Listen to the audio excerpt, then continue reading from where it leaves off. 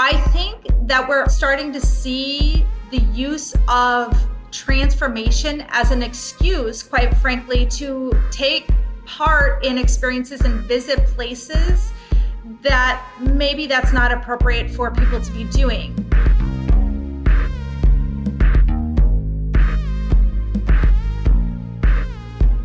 Does travel change us? According to science, it does. Sociologist Karen Stein argues that travel is a chance to try out alternate identities. It's a temporary respite from ourselves. Meanwhile, neuropsychologist Paul Nussbaum argues that when we get out of the routine of our home lives and challenge ourselves, that there's a benefit to brain health. And there are several studies and journal articles that find that there are links between travel and creativity. But I'm going to be real with you all. I see the studies, I've felt the feels, but I'm not totally sold that we should approach travel solely as a means of personal transformation. Welcome back to Curious Tourism. In this first episode of 2024, JoAnna Haugen is back on the show to unpack the narrative that travel is transformative. JoAnna is a writer working at the intersection of sustainable tourism, storytelling, and social impact, and she is the founder of Rooted Storytelling. This is Curious Tourism, the podcast focused on making travel better for people and the planet. I'm Erin Hines, travel writer and content creator, and I'm joined by my producer, Katie Lohr. Hello, Erin. If you enjoy this show, Erin and I would love for you to support it, and it's really easy to do so. First, double check that you're actually subscribed on your favorite podcast app. Second, keep an eye out for polls and questions that we're going to be posting on Spotify, Apple Podcasts, even on Instagram. Every episode will be dropping a little nugget there just to keep the conversation going, and would absolutely love to hear what you think. So it'll help us make the show better. And on that note, you can also get in touch with us directly on social media or by email. All our contact info is in the show notes. Well, hello. Well, hello. Nice to see your face again. Nice to see your face again. I think it's been almost a year since we recorded this way, like in our usual setup. This is so insane to me. So insane to me. How does it feel to be back on the mic, Erin? It feels good. Like, I missed this. And also, as you know, I am back from an almost 6-month-long trip, and my brain is literally overflowing with ideas for episodes. I have so much to talk about and so many topics I want to cover. Oh, yeah. Brand new spreadsheet. It's popping off. Like, we have a lot to say. So yeah, I'm really excited to be here. And I think that we are going to release some awesome episodes in the coming months. Oh yeah, we have so many cool episodes lined up, topics that, as you mentioned, have just been exploding out of your brain. But also, we are going to be releasing on a brand new cadence. Do you want to explain that, Erin? Yeah, so Katie and I are all about taking care of ourselves, and we have decided we don't do it well enough. We don't do it well enough. We always plan too much in our lives. And so in an effort to keep podcasting fun and not stressful, we are switching to a once-a-month cadence. We used to do like seasons where we would release like an episode every 2 weeks. And while it was doable and it was fun to like be so active like during the season, it was just really exhausting. Because as you all know, Curious Tourism listeners, there's a lot going on behind the scenes to make these episodes. And so we have decided that once a month makes the most sense. It'll kind of balance like all of the behind the scenes work with the fun of recording. And then we have a month to share and promote the episode with you all. So that's what we're doing. It's not going to be seasons anymore. We're just going to like indefinitely publish once a month. Yep. And I'm also really excited too, because the once a month cadence gives us time to look at travel stories that have been really popular over the last month, having a little bit of discussion about that off the top of the episodes with our guests who will join us for those discussions. And it's going to be a good time. I'm excited. So how was your summer? Well, Erin, it's a loaded question because it was busy, pretty much all fun stuff. But just, you know how when you have just too many things lined up, it just starts to get really exhausting. So I'm currently in the recovery process of all of this. I think we need to say, because this is like a very Canadian thing. In Canada, where we have basically like 6 months of really bad weather. When summer comes, the Canadian mentality is to do as much as possible. Yes. So, because I know just like anecdotally talking to everyone I know, that summer is always so busy because we're all just trying to hike and go to cottages and go camping and see all the people and like enjoy the city during summer. Canadians just like come alive in the summertime, and I think it just exhausts us all. We thrive in the summer. And also, I don't know if this is a Canadian or North American thing, but people have been commenting on it. I can't remember who it was, how we book ourselves like 6 months in advance too. Like it's hard to make last minute Toronto thing. Maybe it's a GTA of Toronto thing. Yeah. I mean, especially since I live in like the suburbs, and I'm like an hour or so outside of Toronto. For me to make plans, I do plan things quite in advance, and there's nothing really to do here where I live. So for people to be like, hey, want to go do this thing on a Wednesday night? It's not very often that happens. And if it does happen, it's in Toronto. So I'm like, well, do I have the brain capacity and like mental fortitude to go to Toronto tonight last minute? So it's a bit of a mental battle for me. So I just plan all my weekends like so far in advance. Yes, you do. So far in advance. But also I was doing a ton of podcasting, speaking, which was really exciting at the beginning of the summer. I actually did 3 different conferences and panels in a week, which was insane. And then I booked a ton of canoe trips, which was so fun. I did a canoe trip with my parents. I did a canoe trip with my partner, Mark. And then also I got engaged. I was going to say, you haven't said the biggest news yet. Congratulations. Thank you. So instead of a year of you planning a wedding, now it's going to be a year of me planning a wedding. So, but it's going to be chill planning because we are not big wedding girls. So yes. Yeah. And fun fact, Erin basically found my venue. Erin visited this place in the summertime, texted me pretty much immediately and was like, Katie, this is the place where you're going to have the bonfire of love, which has been my dream of a wedding party forever. I'm so excited. I hope this happens. My brain just is convinced that we've booked it already. I'm really trying not to get I told Lucas, like, I'm about ready to put this on the calendar. So yeah, that's all the new stuff with me. How about you, Erin? Share all your life updates. You are back from basically half a year of traveling and back in Ontario, back in Toronto. Yeah. I mean, I'll just say, obviously, there's a lot to talk about when it comes to the trip. And I expect that over the coming months, it will come out on the show in little bits. I'll share like stories and such from our travels. So I don't want to dive too much into the trip itself. I will say it was everything we dreamed and hoped it would be. We're just like immensely grateful that we were able to do this trip. It was something like we both wanted and had dreamed about for literally years. So yeah, it was amazing. But of course, like coming back is hard. I am, as I say, a repeat offender. I've done trips like this many times. And so I knew it was going to be rough coming back. But I will say we've both been super privileged and lucky to have found employment very quickly. Like we had jobs coming back to Canada, which is awesome because the job market is pretty bad. We were pretty scared like towards the end of the trip that it was going to be a rough transition coming home. So that's been like huge. It's made like coming home a lot easier because we've had financial stability coming home. After you drop $40,000 on travel, financial stability is top of mind. So that's been good. But like the emotional part is tough because obviously we would like to continue traveling. I don't know. We have like mixed feelings about it. Sometimes we wish we still were, but then other times we're like, actually, like we really love the routine of our home lives. So yeah, it's kind of like back and forth on it. Yeah. It's nice to be able to daydream about travel though again, you know, and just be excited for it again and know that excitement's still there deep inside you. I like that.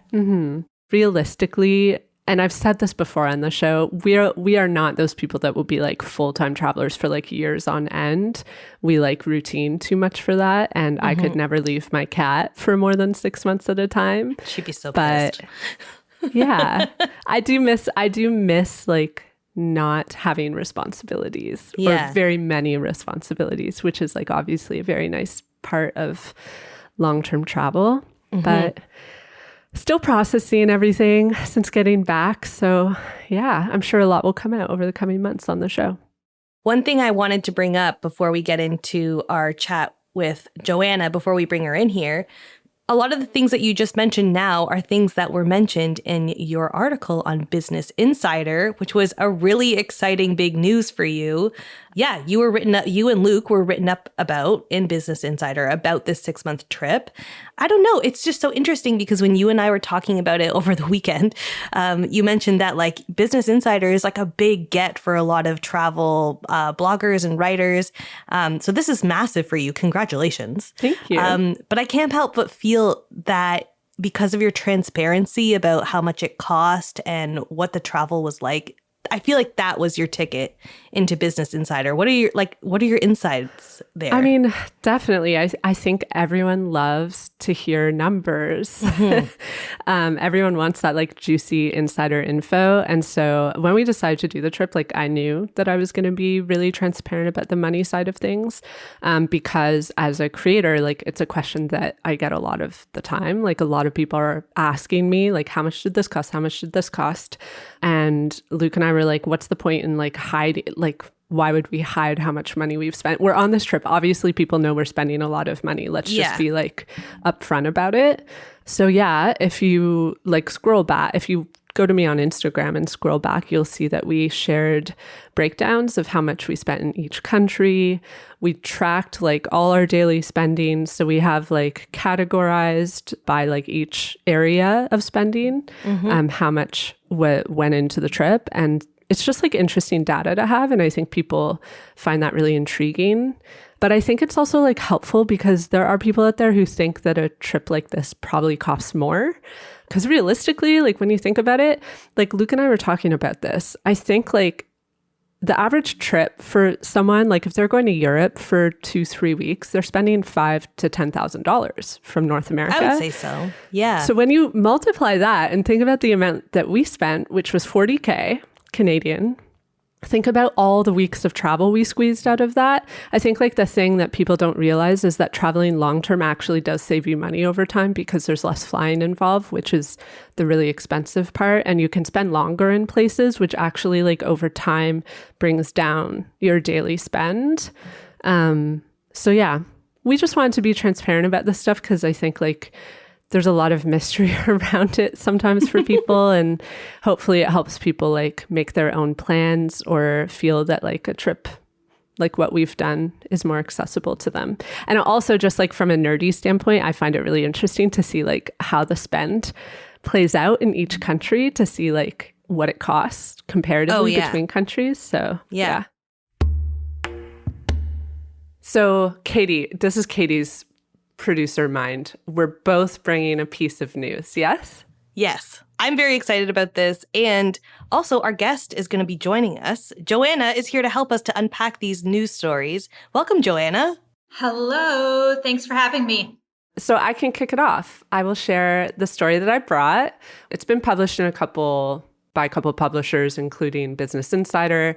But basically the coverage is that a city in Sicily is now banning souvenirs that portray the mafia. And I was just intrigued by this story because it is something that I've noticed in Sicily. I was there earlier this year with Lucas. His family is from there. So we've gone often over the years. But this last trip that we went on was the first time that we really engaged with mafia history. Obviously, like his family's Sicilian, we've talked about the mafia, but we'd never really engaged with it like from a tourism perspective. And so while we were in Palermo this year, I was like, let's do the No Mafia walking tour. We hear like really good things about it. Let's just go and like learn this history from people local to Palermo. And it completely changed our perspective, which is kind of interesting because even though like Luke has so much Sicilian family, like we knew that the mafia was bad, but like we didn't know much beyond that. And obviously like growing up in North America, your perception of it is very much shaped by the media as well, like movies like The Godfather. I think like I was a little more shocked than Lucas. I think he just has more knowledge than me. But the walking tour it really shocked me. And it shocked me to hear how recent the history of the mafia is, how ongoing the issue is, and just honestly the trauma that it has caused in Sicily, primarily in Palermo, but like throughout the island as well, throughout mainland Italy as well.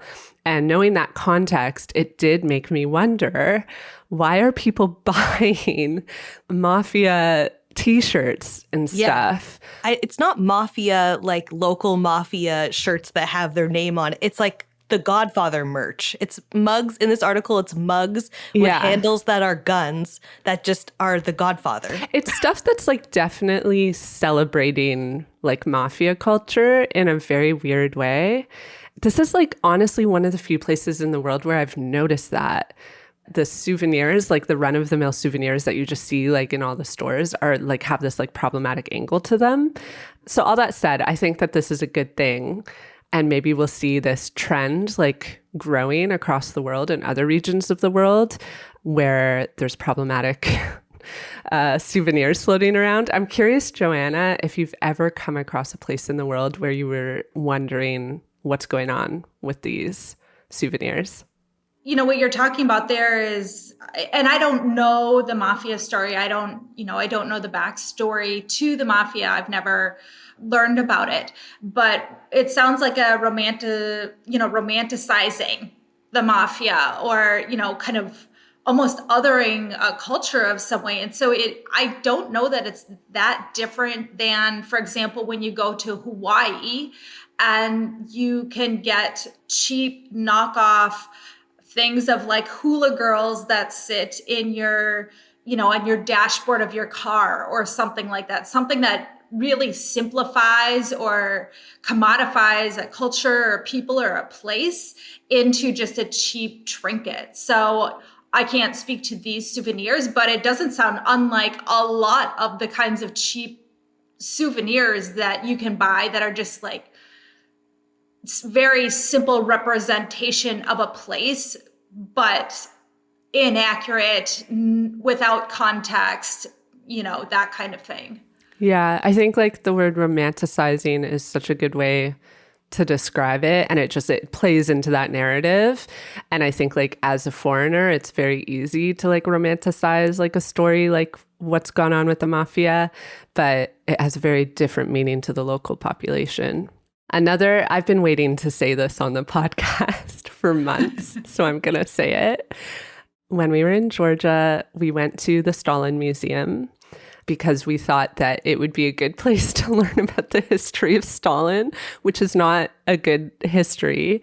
And they had Stalin souvenirs, like Stalin t-shirts and mugs, pins. And Lucas and I were just like, are people really buying like Stalin merch? Anyways, there's a lot to unpack around this. And I think we might have to unpack it further in a future episode. Mm-hmm. But yeah. That kind of reminds me a little bit of when we were living in Kyiv, Ukraine. There were stands that sold toilet paper with Putin's face on it. So it's like Putin merch, but you see where we're going with this. Yeah. So I don't know. It's really kind of crazy what people buy. I mean, I used to live in Las Vegas, and some of the things that you could buy there it totally fed into the stereotypes and the cliches, but some of it was just like, it's what people think Vegas is, but it's not really what Vegas is. There's also like when I lived in the Netherlands, like all the like red light district stuff going on. And I know from my Dutch family, they are so annoyed by this because they're like, this like portrays us completely different from like what our mentality around this is. It's just a gimmick. Anyways, actually, we really do need to do an episode on souvenirs because there's a whole world to talk about around that. Yeah. So JoAnna, you have brought a story as well. Do you want to share sort of the cliff notes of it? Sure. I'm so excited we get to talk about this on air because I read this article and then I read it again because I could not believe what I was reading. So this is an article that essentially talks about people who are trying not to be mainstream tourists. The idea is that it is no longer cool to show that you are interested in going to some of these mainstream attractions in a place. So for example, in the article, they talk about if you go to Paris, it is not cool to show that you went to the Eiffel Tower or that you wanted to go to the Eiffel Tower, that you spent any time or took photos of the Eiffel Tower. That is not socially cool to be showing on social media. So what people are doing is they're maybe doing these things on the sly, but then they are going to places that are off the beaten path or in some way not mainstream attractions. They are considered more authentic experiences or local experiences. And that is the thing that people are taking photos of and sharing, even if they don't find those things appealing, because the social credibility lies with doing things that are not mainstream. What was so wild to me was the author of this article writes about how she went to this kind of obscure dining experience and she wasn't really into it. There was like a weird tasting menu or something, and kind of an obscure experience, but she took some photos and wasn't into it. But this is what she posted because this was the social credibility that showed that she was not a mainstream traveler. My concern when I read this article is, do we now have people who think that they need to go have quote unquote local experiences or authentic experiences, and we are offering these things in the tourism space, but people are engaging with them and in them for the wrong reasons, and or are only there and sharing them because that is the new social currency? I don't even know what to say. It's like there's so many layers to this. Like at first my brain was like, okay, this could be good. Like people want to do more local things and like meet local people. But then it's like, oh, but they just want to do it to perform for social media. Essentially, yeah. I mean, the mental gymnastics of this, to me, just sounds exhausting. If you want to go to the Eiffel Tower, go to the Eiffel Tower, whether you show that on social media or not. But if you really aren't interested in going to these obscure cafes, engaging in conversations or experiences led by local people, I would love you to do that. But if that's not what you want to do, don't do it for social currency, because then you're doing it for the wrong reasons. Yeah. And it feeds into this sort of like, I've written about this before. I think maybe you have as well, the traveler versus tourist binary thing going on, and people get so caught up in this and arguing over like, you should travel this way, you should travel this way. And while like I agree, like we should be trying to travel in better ways, I think that people should still just do what they want to do and what makes them happy. Like that is part of traveling. I'm so curious to know about the level of travel regret that a lot of these folks probably have, because they've spent so much of their time on their vacation that a lot of people don't even get very much of, doing things that they don't even really want to do. And also part of the article talked about going to these local bars, dive bars, whatever it might be, and kind of using the locals for content as well, and how all these locals maybe haven't consented to being content. It's just such a strange way to approach travel to me. It kind of it cheapens it for me. It feels like this whole new way to frame what the purpose of travel is, like why somebody's even going on holiday. And if it's only to show that you are able to find a place that's more obscure or unusual and show that off to your followers, it does sound exhausting, but really, what is the point? I mean, it's just social capital, I guess. Yeah. So it's like off the beaten track travel has just become like the new social currency in the world of travel. I thought this was an interesting quote. Perception is emerging as a big theme in therapy for young people. Now that we frame our experiences through the lens of external presentation, it's much harder to figure out what we actually want as opposed to how we'd like to appear. this puts us at risk of potentially fragmenting our identities. We lose sight of what we actually feel and instead start to view ourselves from an outside perspective, formulating choices that align with that voice. This is a quote from a therapist they interviewed for this article. And that therapist mentioned that this theme of perception is becoming more and more present in sessions that she's having, particularly with younger people. And yeah, I think that's just kind of a scary thing to think. It's like, what is our perception of ourselves anymore? It's an interesting segue to the topic that we've really brought you here to discuss, JoAnna, because it makes me think of so many people coming home from these trips feeling empty and maybe not even knowing what they were looking for out of travel to begin with, why they took this trip. So should we get into that discussion, Erin? Yeah, let's get into it.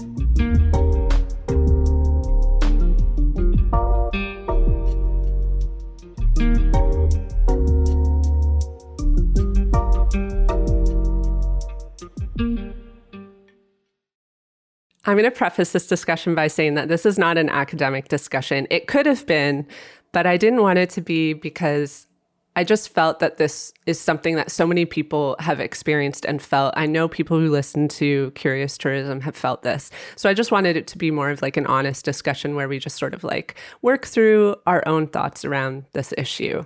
So I'm going to say we've linked some articles in the show notes and we will reference them a bit. But for this chat, we're going to focus on like framing it through our personal experiences and just our personal thoughts around approaching travel as a means for self-development. So JoAnna, I mentioned at the top of this episode some of the benefits of travel that that have been found through studies and research. So just to summarize, these are benefits that could literally change you, according to science. I wanted to ask, in what ways do you think that travel has changed you and why? And have you felt these changes in your routine life, your home life? And would you say they've lasted long term? So I think travel, like everything in life, it's true that we don't know what we don't know. And travel to me is an avenue where we get to learn some of those things, whether those things be facts about history and culture, or maybe we learn a new skill, or we learn about an art form, we practice an art form, we take a workshop, we learn a language, we try new food. We don't know those things that we simply don't know about. And travel is just an excellent avenue of opening that door to the many, many things that we don't know. For me, I was introduced to travel as a child. My dad took us on road trips every summer. I didn't necessarily care for some of the, the history lessons, the long museum visits and things like this, but I did deeply discover a love for being outside in nature, hiking, camping, and that's something that was introduced to me through the act of travel. So yes, travel has introduced me to some of the things that are my present day interests. And it has also taught me things that I'm not interested in, that I wasn't interested in pursuing as a student, as a professional. So of course, those things are valuable. But the actual act of travel itself has also shaped who I am as a person over the years. I can't pinpoint any one specific trip or moment, but I think the culmination of multiple travel experiences has certainly shaped who I am. You know, some of the examples over the years are, my husband and I were given the opportunity to host a high school foreign exchange student, which we were very eager to do, whereas other people might be kind of hesitant about that. But we knew the value and the importance of travel and providing that kind of experience, deep experience like that. So we ended up actually hosting 6 high school foreign exchange students over the course of several years. I know that we've made choices about the places that we live because we've discovered things about spaces that appeal to us. For example, we just moved to Bucharest, which has it's a very walkable city. We chose to live in a place where we could take advantage of urban density. So we're now living in a 15-minute city situation because we have been in a variety of environments. And so that told us what kind of space we wanted to live in, what kind of space we wanted to be in on a daily basis. Certainly my political views have been reinforced. I believe deeply in the importance of advocating for access, immigration rights. I feel like I have a better idea of challenges in, what we call quote unquote global South countries, because I've been there, I have lived there. And, just general outlooks on life have been shaped based on my travels. I am an optimist. I am hopeful for the future because I have met people, a lot of people who have given me hope, who have helped me when they didn't have to help me. I believe that people are inherently good. I mean, absolutely, I travel with mindfulness and safety in mind, but so many more people have helped me in situations where they didn't need to show up to give me a guiding hand. Again, I can't necessarily pinpoint a specific moment, but certainly all of these experiences I've had as a traveler, as a human, moving through this thing called life have shaped who I am and where I am today. I love all of that. And you brought up so many points that I honestly have never really even thought about in the context of the way that Luke and I live our lives. You've just made me realize both of us have a lot of experience living in Europe in 15-minute cities. And interestingly, we are extremely dedicated to living in one of the only places in Canada where you can actually live that life. I think our resistance to moving into a big house, which is what all Canadians do, is probably another extension of this. We really appreciate small living and not having a lot of things. And the more I think about it, I think that probably is shaped by the experience we've had just in living abroad, but also going months at a time, living out of a backpack, and just having that firsthand experience with how you need so few things really to live your life well and happily. And yeah, I also love what you mentioned about the way it can help you see the good in people and give you a positive outlook. That's something Luke and I talked about a lot on our last trip. We kept laughing about how travel is kind of an exercise in trust, because sometimes we would be getting into these cars with someone who told us I am a taxi driver, and we would be yeah, okay, and get into the car. And it was kind of a running joke, but in all seriousness, it is sort of teaching you in a lived experience, it's okay to trust people. If you just assume most people are out there just to do what they're going to do and help you, then life is much easier. I feel in North America, we live in a very a big state of fear about other people, and traveling a lot, I think, has ironed that out of me quite a lot. I've been thinking a lot about how the nearly 6-month-long trip Luke and I just came home from has changed me. And I also really like what you said about how it's more about this cumulative experience, because I do think the changes that I'm experiencing as a person as I get older and continue to travel are evolving. Because Luke and I have talked about this a lot, during the trip and coming home. We both agreed that it was a big learning experience for us and it challenged us. And it was also a trip where we shifted the way that we travel quite a lot. I think this had to do with maturity. We're in our 30s. We just don't want to travel the way that we did when we were 20 and on more of a budget. But a lot of it is also just tied to the work that I've done in the last few years. I went into the trip with a very different vision of what I wanted out of the trip and how I wanted to experience it. So I think that's an interesting transformation that's also tied back to my previous experience traveling. But yeah, the more I thought about it, the more I realized that I think that in terms of who I am as a person, I think that I changed more in my early 20s trips. And the older I get, the changes to who I am as a core human are a little bit less as I get older.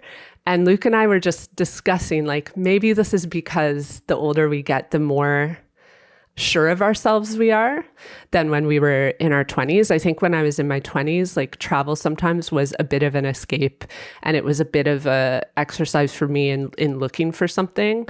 Whereas now I'm very like happy with my home life. I love my home life. And so I wasn't going on this trip to escape it. I was going on this trip because I genuinely just loved to travel and wanted to see the world and wanted to have these experiences.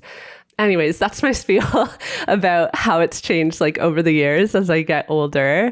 Another thing I'll mention is like, Katie knows this. I am a very shy person. I think I posted about this recently on Instagram. I think people think that I'm very like outgoing and extroverted, but I'm okay only in small groups. Like being in big groups of people like extremely overwhelms me. But you're outgoing and extroverted in small groups. In small groups. You're such a goofball. Yes. It's hilarious. But only if there's like 2 people max. Like beyond that, I'm terrified. But I used to be more shy, and my parents say it all the time. They're like, your solo travels like brought you out of your shell. And that's something like the older I get, the more grateful I am for, because I think like it's really helped me in life, to be honest. Because like when I was 17, 18, 19, like I was extremely shy. I was extremely non-independent. And the solo travels I did in my early 20s, I think like really changed that and really taught me that I was capable, that I was able to talk to other people, and that I was able to like accomplish things and do things like on my own, which I think is super valuable. So I wanted to turn it over to you and ask if you have felt this at all, that the transformations or changes that come of travel evolve or change depending on like age. Like the older you get, do you feel like what you're getting out of travel is changing? Well, first of all, I am also an introvert. So if we are ever in a group together, it's just going to have to be the 3 of us, because after that, I'm going to have to tap out. No, I really do appreciate that. But I think that what you bring up, Erin, is really important, because again, travel is an opportunity for us just to build our various skills, the muscles that it takes to talk to strangers, to be alone in a space, to be flexible, to be patient, to practice understanding, empathy, sympathy, all of these things. Travel is just like the smorgasbord of all these things. And we get to practice those skills. So, maybe travel it does have this opportunity to give us space and time to practice these many little soft skills that are really important for us just to have moving through life. I believe that the travel muscle is strengthened over time. The literal travel muscle, moving through an airport, is a lot less stressful now that I've done it dozens and dozens of times than it was the first time I did it. But I think that's true of any novel experience. When you do something the first time, it's terrifying. It's scary. You don't know what to expect. You don't know how to react. But as we practice those skills, it becomes easier, whether that's ordering in a restaurant on our own in our own town because we're just out to lunch on our own, or we're traveling solo and we're somewhere across the world in a place with a different language. That is a skill we practice. And as we continue to do it, it becomes easier to show up and practice that skill because we know what to expect. I think over time, less surprises me when I travel. And I think part of that is because I anticipate, I know how to react. I have done something of this sort somewhere else along the way. And so, yeah, as we get older, as long as we aren't, traveling for the very first time, I think it does become easier. And I don't think it's going to, quote unquote, change us the way it did the first time we did that. But I think that's true of anything we do for the very first time. I mean, if you were to sign up for a class, a skill that you don't have right now, and you went to that class this weekend for the very first time, you wouldn't know what tools to use. You wouldn't know the process going through the thing, to make the thing or to create whatever it is you're there to do because you've never done that before. So I do think that as we participate in these activities, we strengthen these muscles of moving around the world and taking part in these activities, it just becomes easier. And there is less room for full 180 transformation because, we've moved in that spectrum before. I think a good example for me, for example, is when I first moved to Ukraine, I was surrounded by Cyrillic. And it's the first time I ever encountered the Cyrillic alphabet. I never spoke Ukrainian well. I never spoke Russian well, but I got to understand what the letters were. And now when I encounter them, I acknowledge, oh, that's Cyrillic, but I can kind of sound out the word. It doesn't surprise me. I'm not like in total shock of what I encounter. And so I think those experiences that are new or novel to me today are new or novel to me because I've never experienced them before. And I'm guessing that you traveling to Asia this time, specifically because you were returning to places you've been before, was maybe not as big of a shock because you've been there before. I think this is a really key point. And actually, Lucas brought this up. He said to me, he was like, I think that especially South Asia, we'd been there before. We'd spent 2 months in India. We went back knowing what it would be like because we'd experienced it before. And I think you're right. Like we actually joked, like when we got to Nepal, we'd been in Japan and we returned to Nepal and it was like something switched in our brains. We were like, we know how to be here. And we kind of like got into our Nepal headspace. We're not in the place where everything is orderly anymore. Now we're in the place where everything's going to be crowded and we have to be more like aggressive. And it was interesting how that kind of just like switched back. It didn't need to be learned. We knew already. I think you're right. And that's probably why it didn't feel as like transformational being in South Asia this time as it did the first time, because it wasn't like the first experience. We weren't learning everything for the first time. Yeah. I mean, you were just putting into play things that you'd already learned before. And, you said, being prepared for chaos. I mean, that is putting on that, using that muscle of flexibility and patience and all these other things where even when you weren't in Nepal, you were practicing those things in different ways.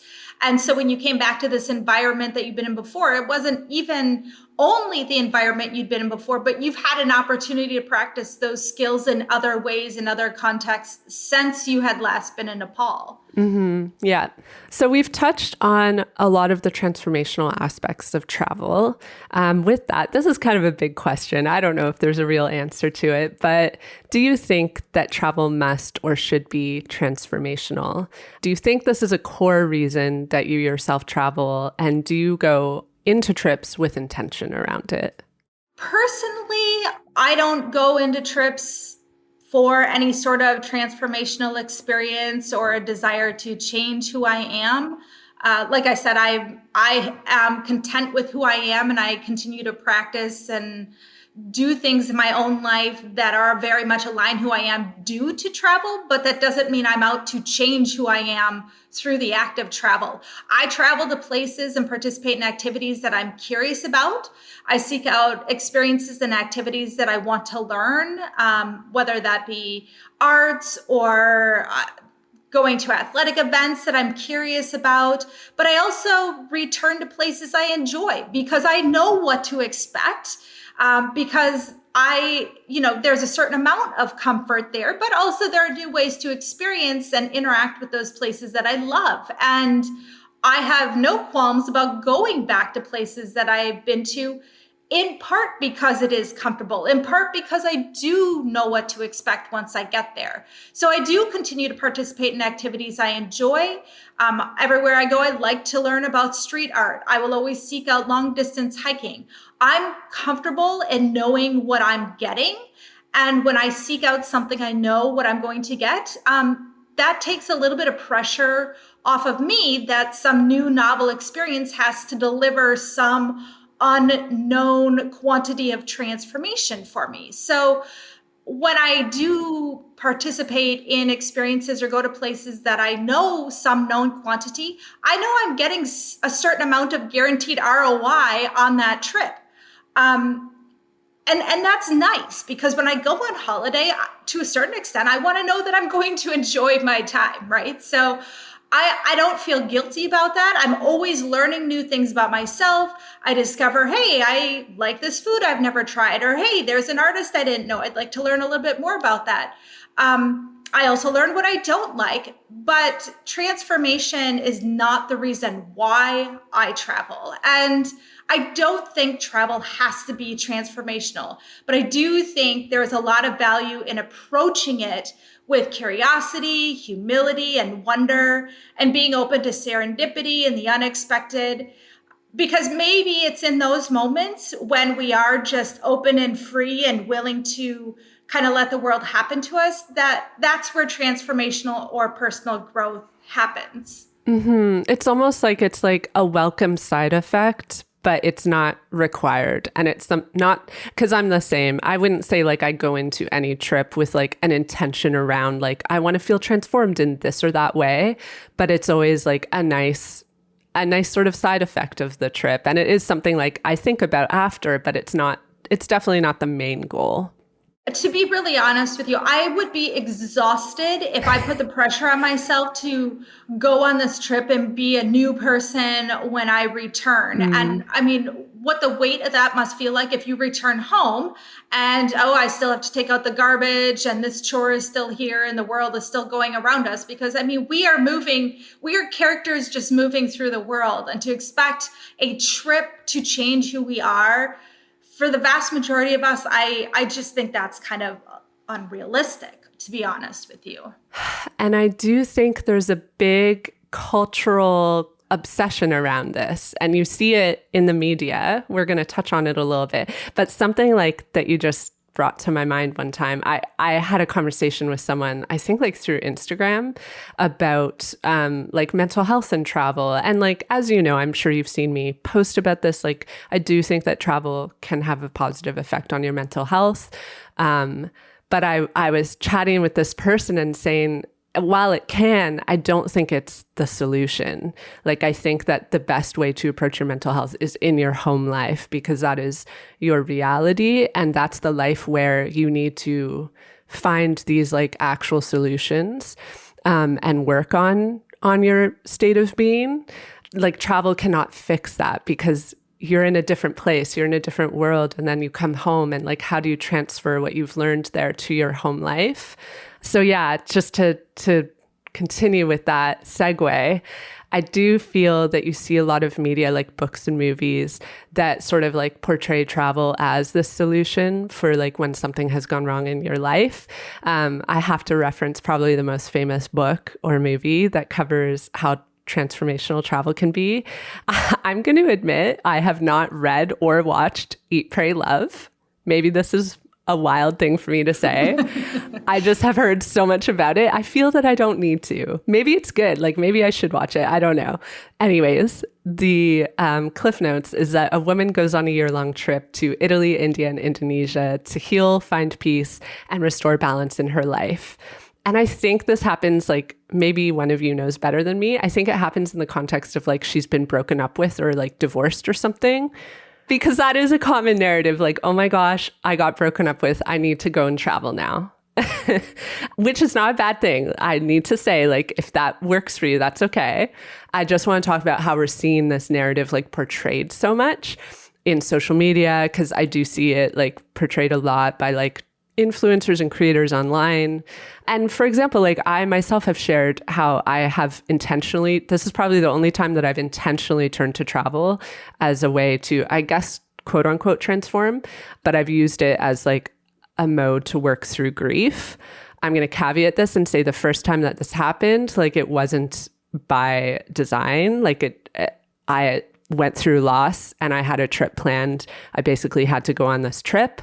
Anyways, there's a whole episode on this. You can look it up. It's like further back in the feed.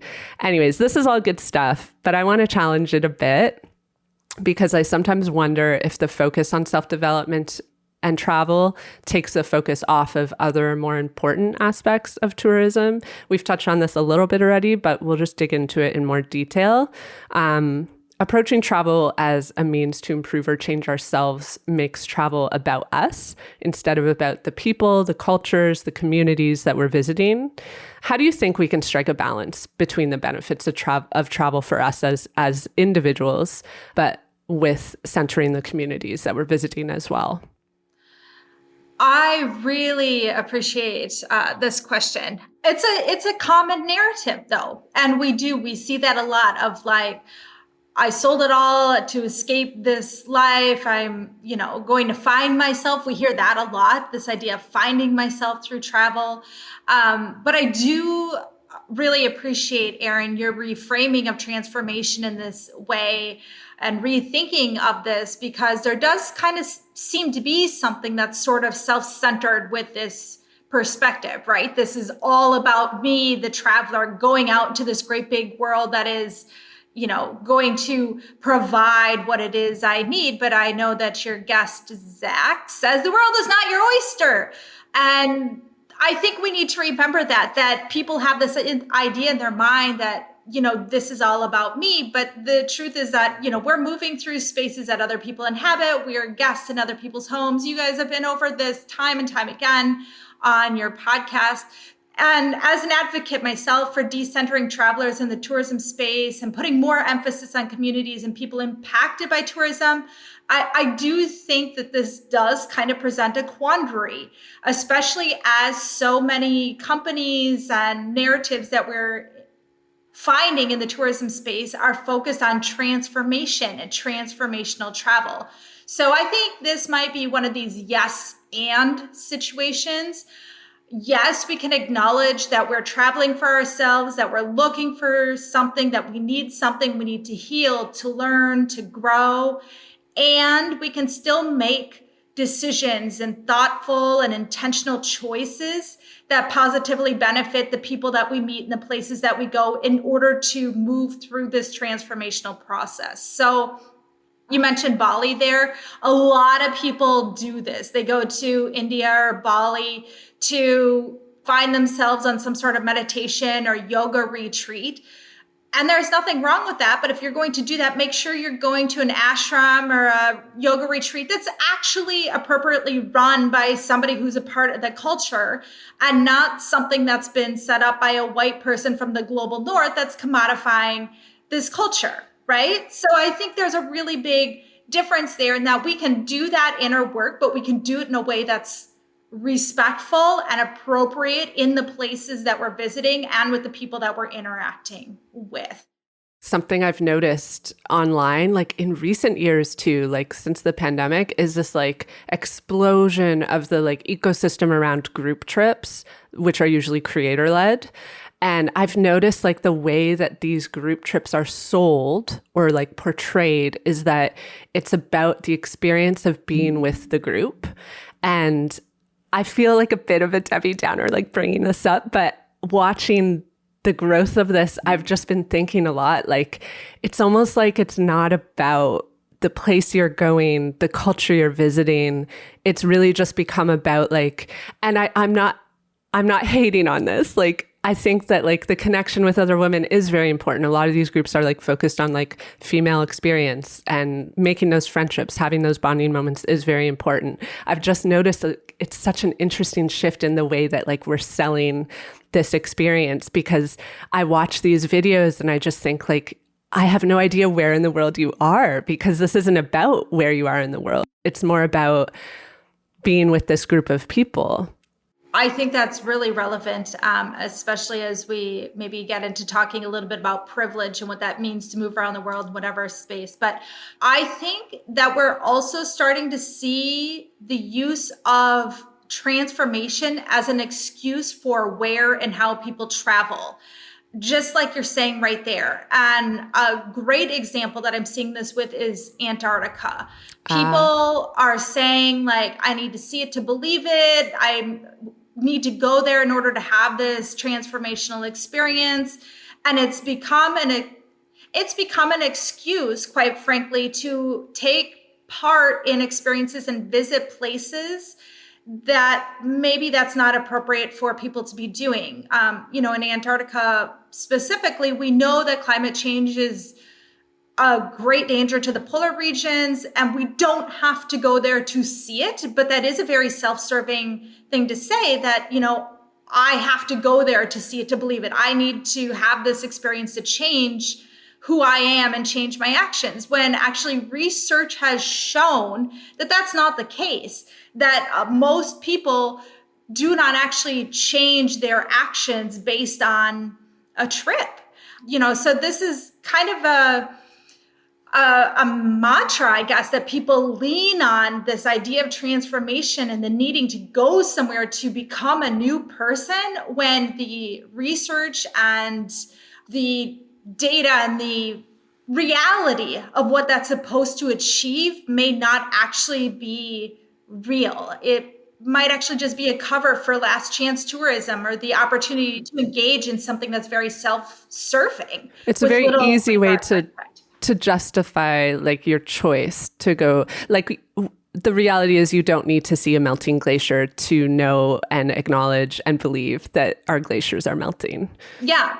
I mean, this kind of ties into what you're saying about why people are going on these group trips. Mm-hmm. What is the real reason for even leaving home when you could join a group, for example, of women in your own community to have great experiences together? Yeah, it's really interesting, this idea that transformation is almost being used as I hate to use the word excuse, and yet it feels like it's fascinating, really. Yeah.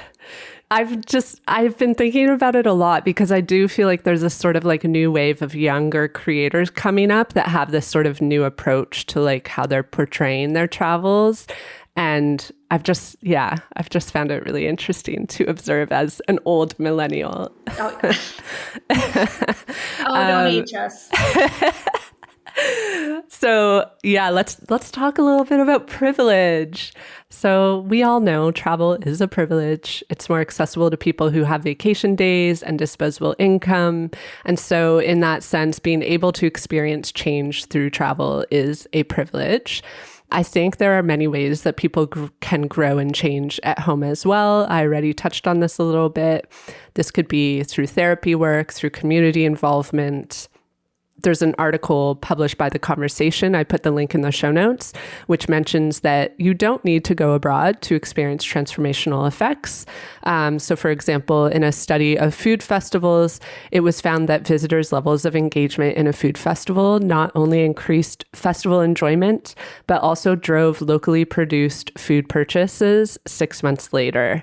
So this participation in a local festival led to actual everyday lifestyle changes.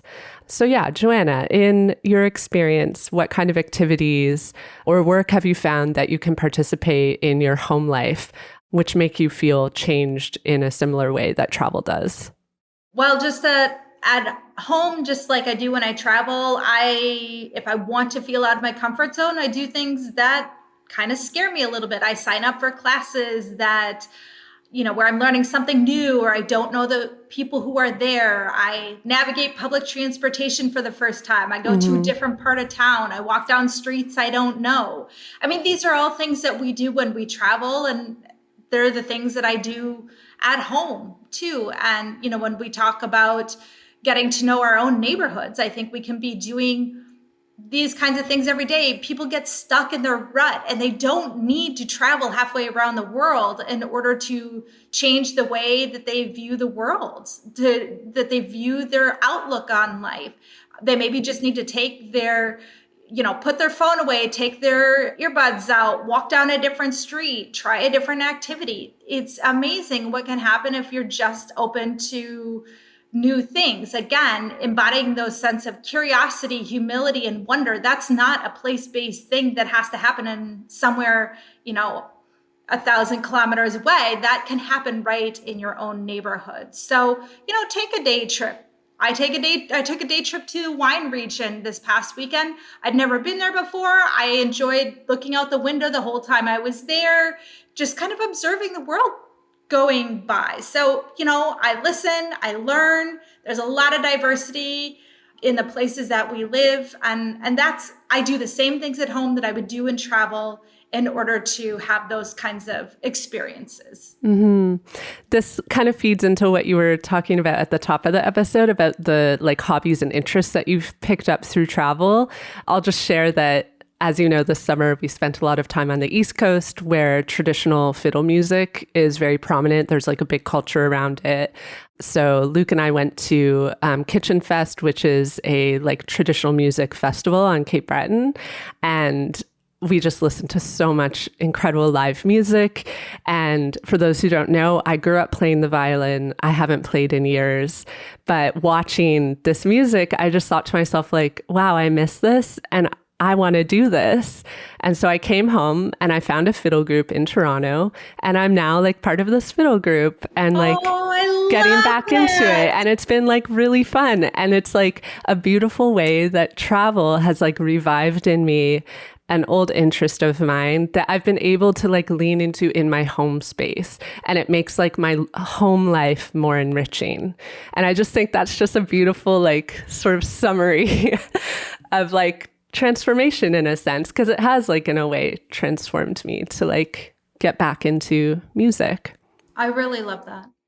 Well, you've touched on it a little bit, but are there other ways that you find you can savor life when you aren't traveling, when you're home in your routine life? This probably sounds so bad as somebody who works and travel and loves to travel. I actually really love routine. I like being home. I like having a place I call home. I don't feel the need to experience new things every day. I don't need that dopamine hit. And so I savor just my everyday. I take a walk through the park. I live near a couple bookstores that I just love to browse in. I slow down and take in the world around me. And I think just doing that, there's a lot to learn there. And interestingly, those things that I like to do to slow down, to take walks through park, to go for a run, to browse through bookstores, those are habits that I take with me on the road.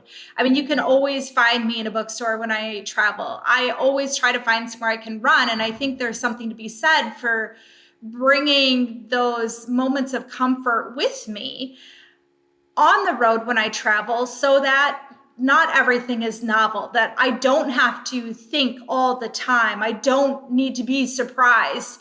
There's a certain amount of knowing that's going to come when I put on my running shoes and I'm just going to go out. I'm in a different place, but I know what to expect when I go for a run. There's something kind of familiar about visiting a bookstore wherever I am. So I think that being home and having a routine opens up that space to fully internalize all that we've taken in while we've been traveling. It also gives us a chance to mull over and put some of what we've encountered while traveling into play in our real lives.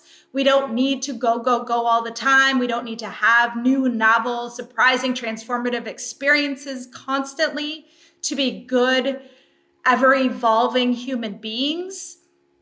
And instead of worrying about where we're going to eat next and what time we need to catch the train, we can have and really experience and be immersed in conversations with our loved ones over a meal that we've cooked together, or a friend as we have a coffee while we're on a walk in the park. So I think that for me, I savor those moments of travel by slowing down while I'm home and giving myself time to think and mull over those things. And then also taking those things that provide me comfort with me on the road as well. So that's how I am a transformative traveler, I guess. I'm ever evolving and I don't need travel to do that, but it does certainly shape who I am in the way that I live as a human being on this earth that we all call home. Mm-hmm. I love this. Like, it's kind of funny because you just made me realize, like, Luke and I are very similar in the sense that when I think about our routine when we were traveling, it was actually quite similar to what we do at home. Like, we're big walkers. We love to like walk. You were in Kathmandu this year, so like it's a city that you can just walk and walk and walk forever. And we spent like almost 2 weeks in Kathmandu, and that's like basically all we were doing every morning. Like every morning we would just go for a long, long walk. And when I think about our life in Toronto, like we do the same. That's part of what we love about living in this city is you can just go for a long walk and like take in all the scenes and see something new. And yeah, it's kind of funny how our routines can actually like kind of mirror each other. All right, well, we're about to wrap up. Before we do, I have 2 fun questions for you. So first, I know you've just moved to Bucharest. Could you share with us a local travel tip that you have come across so far in your time there? Sure. So I have found great value in following on Instagram. There are a variety of like cultural centers and kind of generic travel, accounts that list all the events going on here. And I cannot believe how much is going on all the time. Street fairs and open urban spaces and museum openings. And so I don't have a favorite place yet. I'm still experimenting with all the places that I'm encountering, but I am thrilled to discover how much is going on. And so if your listeners are on Instagram and they're coming to Bucharest, I encourage them to follow some of the cultural events and spaces here to find out all the things that they can do to fill their time, because there is always something happening. Awesome. And before we say goodbye, we're going to put out a poll for our listeners on Spotify and maybe on Instagram too. And we thought it'd be fun if you pick it. What question do you have for Curious Tourism listeners? I would be curious to know if people have found that their most transformational period or moment of their life, maybe it's a singular moment or a period of their life, if it was influenced by travel or happened while they were traveling, or if it was something that happened or was a period of time when they were in a place that they would call home. Great question. Love that. Where did your great transformation take place? JoAnna, thank you so much for joining us. This has been an awesome discussion. I've learned a lot, actually, just from your perspective. So thank you. And I hope that everyone listening has also learned. If people want to engage with you and your work, where can they find you or follow you?